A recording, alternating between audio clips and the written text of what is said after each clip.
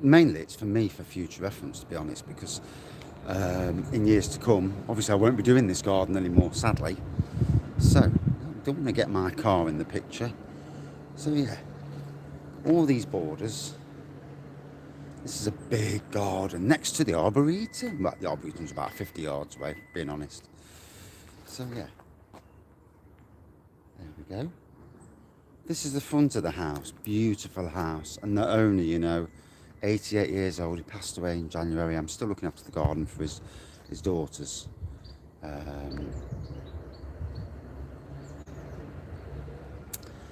And yeah, and when I first came here, he'd had gardeners, but like in every trade, there's people who can mow grass and cut a hedge and think they're a gardener, and then use hedge trimmers on shrubs, and it's like, whoa, put the bloody hedge trimmers away. You don't hedge trim shrubs, you prune the bleeders, unless it's topiary and that sort of thing. Then it's a different kettle of fish. So the front garden. The grass needs a mow. I'll do the mowing next week because it's just too much otherwise. I come 2 hours a week on a Saturday, although this is a Friday, Let's not split hairs. Good Friday, yes, a Good Friday. I'm not working, although I'm good in work anyway, so can't really fault it. Hyacinths are coming up, bluebells are coming up, there's sedums, there's pollies, magnolia. Camellias over there on that side, and down here there's a load of herbaceous stuff that's not there we go, down there there's a load of herbaceous stuff, so we'll go have a walk around the garden, hey. And try not to get me caught, I don't want somebody cloning my number plates.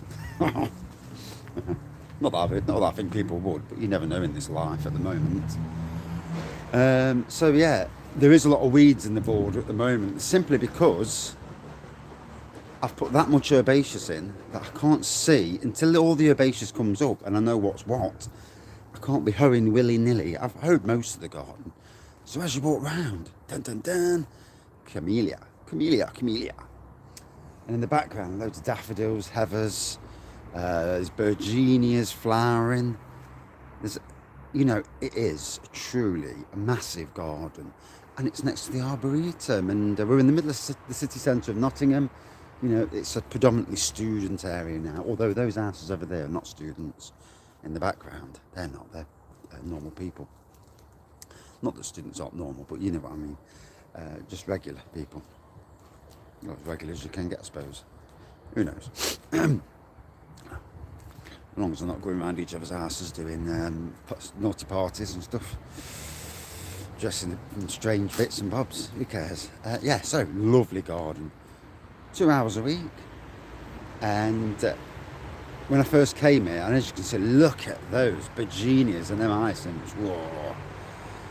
And a good friend of the channel, Craig, he would love this because the bird song in here is amazing. It's actually a bit quiet at the moment. Yeah. I came in one day and there was like 60 crows all in the sky. Massive amount of noise. And basically two crows were on the lawn battering the fuck out of each other's. But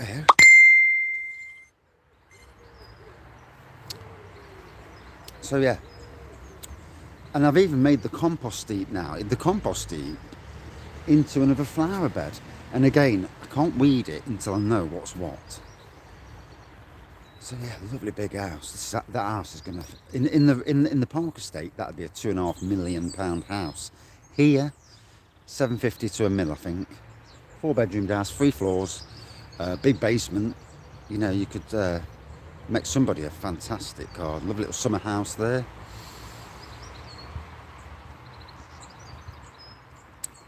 And yeah, got to mow the grass next week. It's grown a lot in a week. Wow, the grass, we're in true grass growing season. And as you can see on the bed there, lots of daffodils, tulips are coming up. And the amount of stuff in here. And the female, the wife of the old man, she died 6 years ago. And she was the gardener. And it went to rack and ruin. They had people in mowing, but no one was splitting, doing anything. And lovely camellias. And lovely herb. And on the wall, I have some Saxatile gold dust and Arboretum. Then you've got the orchard area, my arm is absolutely bloody killing me. There we go, that's better.